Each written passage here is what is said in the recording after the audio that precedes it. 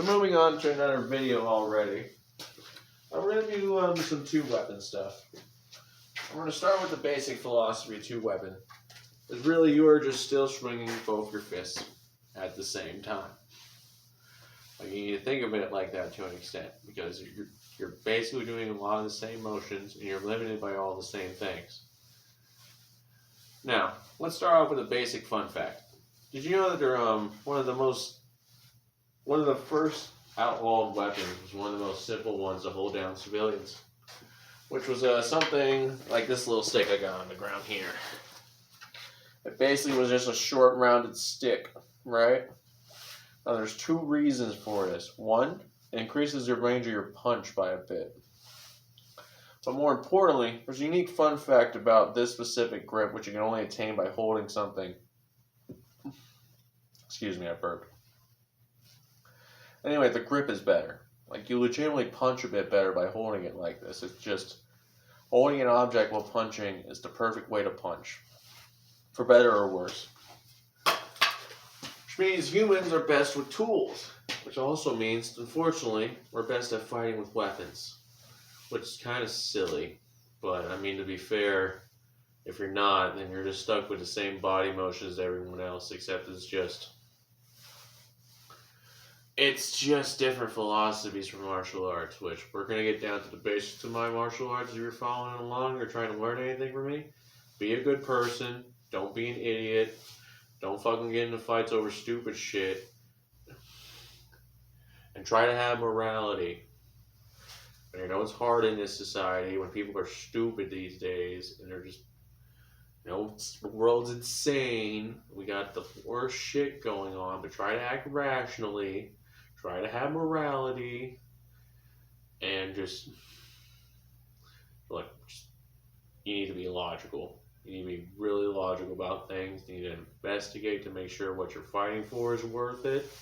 And don't fight blindly, figuratively and literally. I don't care how cool you look when you fight with blindly. You're going to fucking end up looking stupid eventually. You need to investigate. And also, you shouldn't flex so you can fight with a blindfold on. You're going to get your ass whooped. Unless you have fucking sonar or something. Which I don't know if that's real, because I'm not blind and I don't get that sense. Anyway. Alright, now, let's go on to the philosophy, moving on to two weapons. Fun fact, I got into wood chiseling. I made the grits for these. Let me show off. It's pretty easy, actually. You get a good grip on these, you just cut off the corners, and it'll be fine to work. I'll show you on the other one just for the lulz. This one looks better. That's a nice little cut right there, it feels like. It's not really cutting. It's more like shoving it through it. And just repeatedly thrusting. Now, the way that most comes naturally to me is this. I just like knife hand. Knife hand gets things done. So when you're holding it like a true sword, you hold it like this. We're going to start with what I know best, which is knife hand. Which is just enhancing boxing. We're just holding it like this. Because there's a number of ways, first off, boxing gets improved. First of all, suddenly you're blocking with being able to hold your grip higher. Which is pretty nice. Let's be real. Alright, I'll be right back. My phone's about to die. Alright, I'm back. Alright, anyway. Now, as I was saying, we start with double knife hand. Because that's what I like. Now, pretty much, you just want to consider it as boxing to an extent. Because you should also add, you should mainly do right crosses if you want to take advantage. Well, not right crosses, but cross punches if you want to take advantage of it. So you're getting a chop with full power every time. Because you're getting the full power of a punch. Along with the swing. And another thing is, you're kind of going praying mantis mode. Which is the praying mantis stance, kind of. This is like what I call the praying mantis fighting stance. Because, like, at least the knife stance, I have no idea what you're supposed to do with the hand-to-hand combat style. It feels weird. I don't know how you're supposed to hit people like hitting them with the tips of your fingers. Like, I don't have the biology for that. May have to do some weird, stupid training for that. Because I know some of these advanced techniques people can do is because they're physiques. I'm not going to pretend I know anything about it, but I think there's a thing with skinny people where it lets you pull off an attack that would otherwise cause like some tearing or like your fat to twist when you do it. Something to do with how you pinch your elbow. But I'm not going to try it because I don't understand it at all. But anyway, as I was saying, let's see. Well, of course, everyone knows how to stab, but just for the sake of demonstrating, because we're doing the fight tutorial. I'm just gonna do bah bah, and you can just chain the shit out if you want. This might as well be considered your real chain attack, your real ultimate jab. When you got the knife hand stance, you just stab the shit out. Like, it's super aggressive and rude. I don't even think it's gonna work very well. It'd be really good just as like a punch of stat. Then you switch to swords. And you start going for real. Because really only want this for speed. Like, as much as I like it. When you're trying to go for real with two-handed, you're gonna hold them like this. You're gonna hold them like swords. And there's a few things you can obviously do with that, which we'll demonstrate with one hand first, just to get the basic idea before we introduce the two-handed.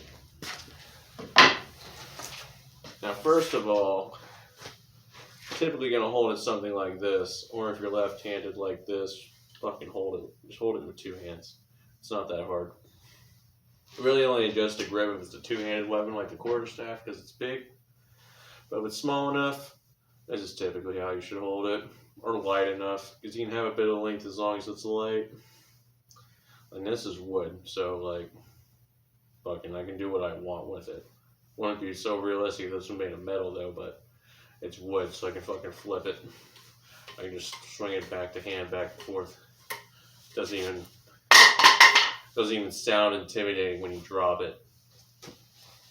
That's why it's for practice. Alright, but anyway, first off, let's go with the few basic things you can do. First, the best way to hold it is a sword. Definitely something like the katana. It just really depends on how you hold your feet. You should base your footwork based on the attack you're going to do, which there's one thing I know is that you're naturally going to just fall into the stance with the attack you want to do.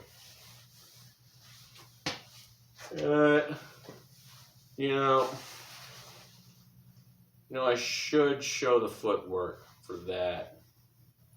Might as well give you guys the basics of the basics, which is the footwork for each kind of attack you're going to do.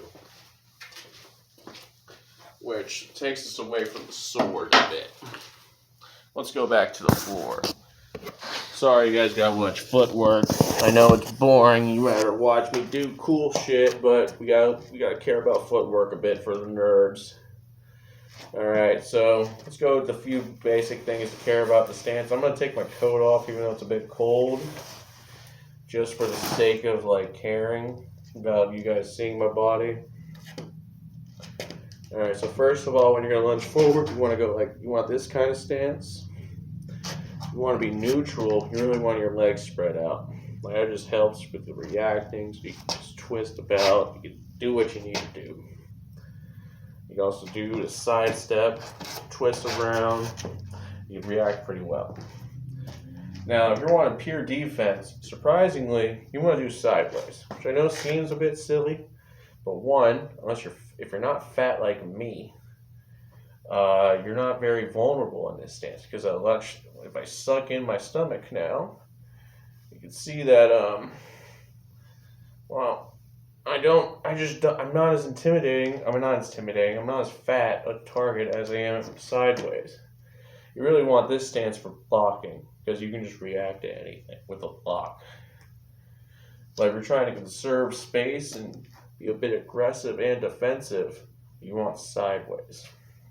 It's good to an extent for offense, because with as you can see, I can tuck my hand back ready for a punch from basically any angle. I have my other arm up, ready to block really from this side or this side. I can switch up. But there's a reason you usually want to have your leading side with the hand down, and it's because, as you remember, I pointed out in the previous video about the quarterstaff that your kidney is around your ribs. It's right below them. So if you're ever doing a sideways stance, you probably want to hang your arm low, because not only does it look cool like you're doing Jeet Kune Do, it's important to block your kidney. So keep that in mind. Alright, anyway, what else? If you want to backpedal, just want to do something like that. You put your foot there, put your foot back, put another foot. You want to keep a consistent movement.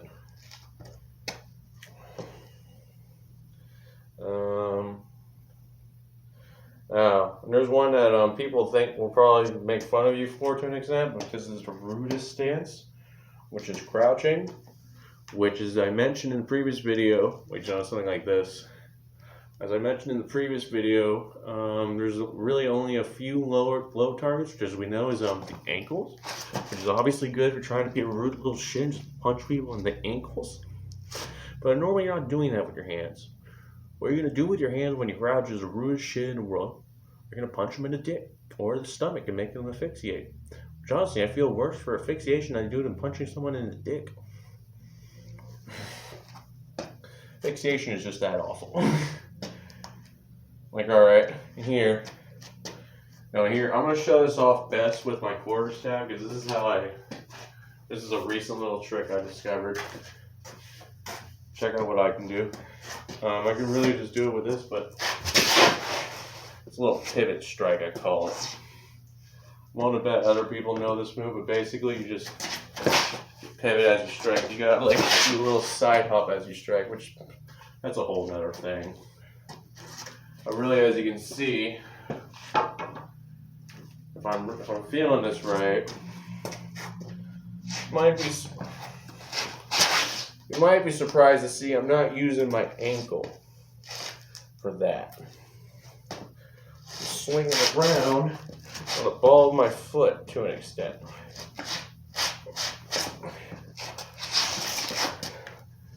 Which the ball of your foot is not your heel. No, I'm saying that wrong. Let's just go with the front, and it's not standing on your toes, it's like sticking. I'm gonna hate doing this, internet. Hey YouTube, Jacob Hemlock here. There's a little clip here I already explained in another video. It's the ball of the foot thing. I'm leaving it in here because this is a very basic video as well, and I figured it might be useful if people are just watching it for the one time, if they're just trying to get into one-handed stuff, because the quarterstaff is very different, and that's where I explained it the first time. So yeah, that'll do. I'll also tell you where to skip ahead. Just there'll be text on the screen. But I'm for the sake of legibility, I'm okay. I'm not doing it yet. I'm not showing you my feet. I don't want to have to find an internet drawing. Look, we're just gonna make this quick. Skip, I'm going to put a number on ahead. And we're going to do it with our socks on. We can do it with the sock on. This part. Wait. This part. This part of the foot right below the toes. You're going to be spinning on that foot to do the pivot. Which is going to be hard. So you better start practicing your pirouette. Which, if you don't know, is the coolest ballerina move in the world. It's when you do this little spin. Okay, actually I didn't do it as gracefully. Let me try again. Okay, I can't do it as gracefully, but I can do it. You can't do it on your heel, honestly, but The heel's gonna hurt eventually because you're gonna be relying on your ankle too much. I think it's the ball of the foot. That's what I call it. I might be wrong about which part of the foot that is. There's probably a specific term I could look up for it. I might edit the video that had the scientific term for it for the doctor people. Oh, alright. Is there anything else I can need from this? Backwards, I did the lunge. I taught you the pivot strike, will let you do does a punch while going to the side. Do I need I suppose I could do diagonal. Which honestly, that's self-explanatory. That's a back step. Yeah. Honestly, that's pretty much it. Let's see, what else let's go back to 2-weapon fighting now. Enough footwork. Footwork's boring to me. But I know some of you nerds will need it.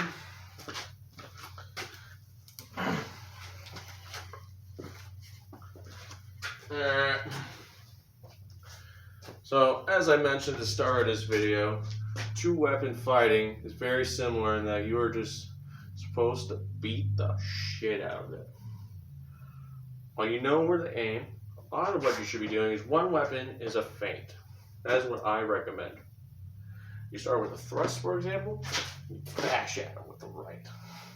Because just like with a boxing jab, the thrust can be used to distract. Even though it can't obstruct the face as much, it's just as scary. Because then it's a weapon. People take weapons seriously. So it'll distract us as much as a jab. Just trust me on that. Well, I assume anyway. I would. That's my logic. I would be much more intimidated by a blind fucking knife to my face than I would be a fist. I would probably smack the fist out of the way, but I would be like, oh shit, that knife? Ah! Probably see me backstepping. Oh no, I'd act stupid when an actual weapon's in my face. I'd probably always dodge away. Even if I felt cocky enough to where I could be like Neo. Just do that, just do the hands perfect motions to where I can fend them off with absolute ease. I ain't Neo. Yet. No, I ain't Neo. Fucking ain't nobody movie star good. Alright. And some notification keeps popping up on my phone. I'm probably running out of stock or storage. But anyway, you know what? Actually, we went off tangent. Actually, we need to continue the single weapon. Alright, so there are several motions you could take with it that essentially go down to the... We're going to have to show it this way. I got space in this part. You got the overhead chop. You got the swing. You got the other swing. You got the thrust. It always comes down to these 3 motions, really. What you could always consider in boxing terms: cross, jab, overhead. And the reason I'm going to mention overhead, I'm going to mention this a lot, even though none of you will believe me until you do the motion yourself. The kendo overhead strike is the most damage you can pull off within a single attack using a weapon. At least that's a melee weapon. Just a fact.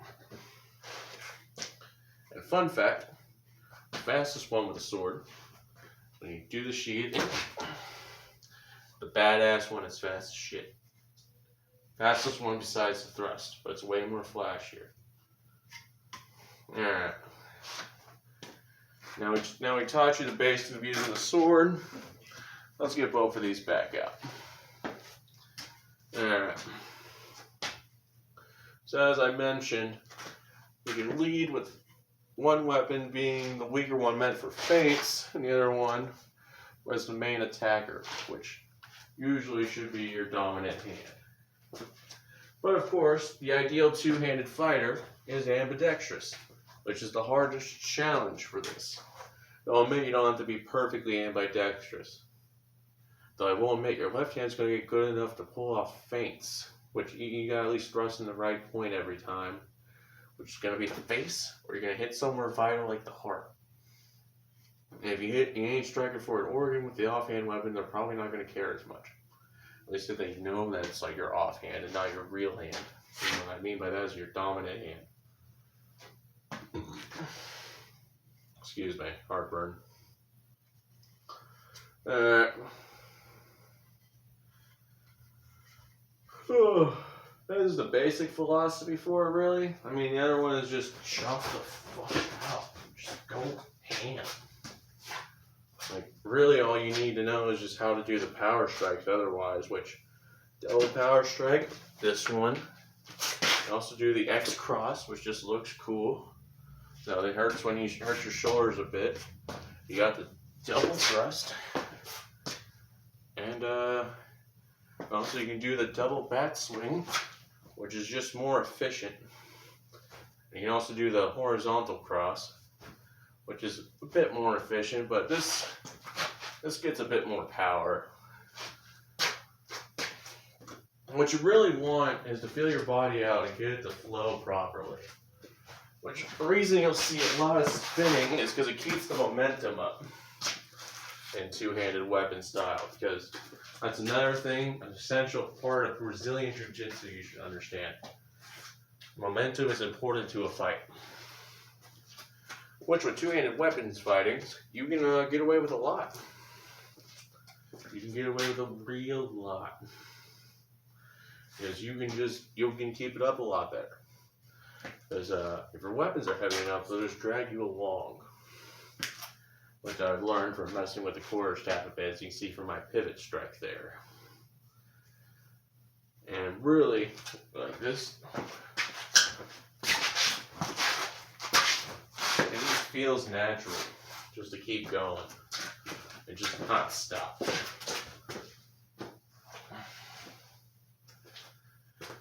So if you're going to do two-handed weapon style, you better keep up with your cardio, buddy, because you're going to run out of energy quick, and if you don't keep the offensive up, you're going to have to go back to one-handed or something efficient.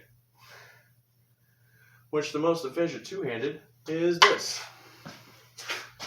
Not two-handed, the most efficient double weapon style with melee. So that's cool. I mean, honestly, my advice for just being ambidextrous, I always should just give you that, which, obviously the best one is just to fuck around with your swords here, or whatever you have lying around the house that's decent length. Because you just grab two long things and just start swinging them around. Oh, not that long. So honestly, good. The best ones are a bit short. I mean, this isn't quite ideal, honestly. I probably want actual 2 or 3 foot long swords, but these will do the job for funsies. This is all just practice anyway, and just giving off advice. I'm not even sure it's that good. So anyway,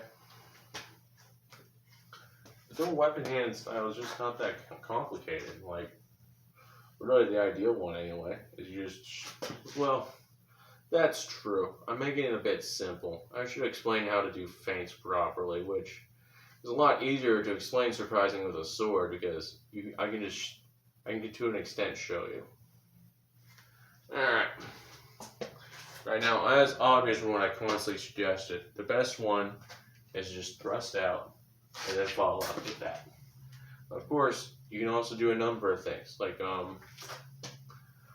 some of the best feints can just be fucking holding the weapon in their face, distracting them by just wiggling it in their face. Because fucking it'd scare me if you wiggled your knife in my face as you just fucking prepare to chop at me with the other one. But that's just a mind game. Really, the best one is just, you do a chop as well, reverse it, come up with that. You can probably never use the overhead, though, as a feint. Well, actually, that's not true. You could use it as a feint. It'd have to be the thrust, though. Just around this point. Like around when you chop, you loosen up, you follow up with that. Let me show that off again. Yeah, see? And I should mention to you, kicking up your foot like that helps. Like, cause you're like throwing your weight into it to kick your body at it. So you don't always have to like throw your jump at them to get the full weight. Actually, I'm not sure if that's true. You might always have to jump at them to get the full weight, but you can at least get some shit done just by kicking your foot up. It looks a bit flashy, but it gets the job done, trust me. Alright, anyway.